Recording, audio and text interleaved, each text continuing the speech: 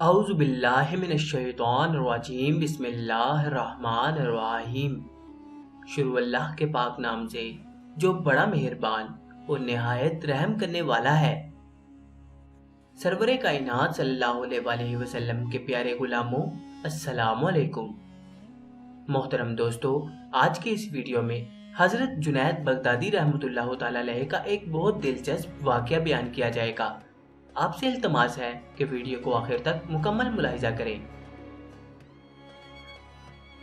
حضرت سری سکتی رحمۃ اللہ تعالی علیہ کی حیات میں مریدوں نے حضرت جنید بغدادی رحمۃ اللہ سے عرض کیا، اے شیخ، ہمیں ایسی نصیحت فرمایا کیجیے جس سے ہمارے دلوں کو چین و قرار آئے۔ آپ رحمۃ اللہ نے فرمایا کہ جب تک میرے شیخ اپنے مقام پر جلوہ افروز ہیں، میں کوئی تلقین نہیں کر سکتا۔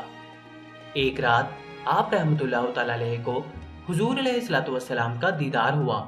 آپ صلی اللہ علیہ وسلم نے فرمایا، اے جنید، لوگوں کو پند و نصیحت کیوں نہیں کیا کرتے تاکہ اللہ تعالیٰ تمہارے ذریعے ایک جہان کو نجات عطا فرمائے۔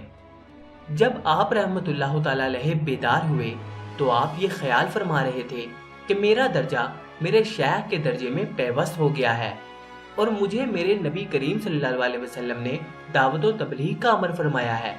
جب صبح ہوئی تو حضرت سری سکتی رحمۃ اللہ تعالی علیہ نے ایک مرید کو بھیجا کہ جب جنید نماز فجر کا سلام پھیرے تو ان سے کہنا کہ تم نے مریدوں کے کہنے سے تعلیم و تبلیغ نہ کی اور نہ مشائخ بغداد کی سفارش قبول کی، سب کی درخواستوں کو رد کرتے رہے۔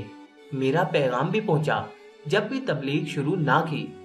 اب تو نبی کریم علیہ السلام کا بھی حکم ہو چکا ہے، اب تو حکم بجا لاؤ۔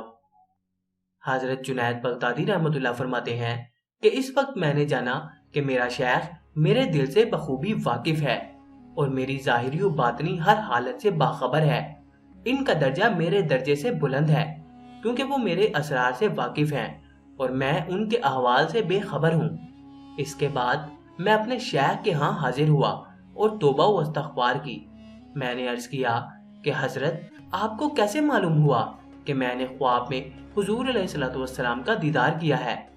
انہوں نے فرمایا، میں نے خواب میں رب العزت جل جلالہ کو دیکھا۔ اس نے مجھ سے فرمایا کہ میں نے حضور علیہ السلام کو جنید کے پاس بھیجا ہے کہ وہ لوگوں کو واعظ و تبلیغ کیا کرے تاکہ بغداد کے لوگوں کی دلی مراد بھر آئے۔ جزاک اللہ۔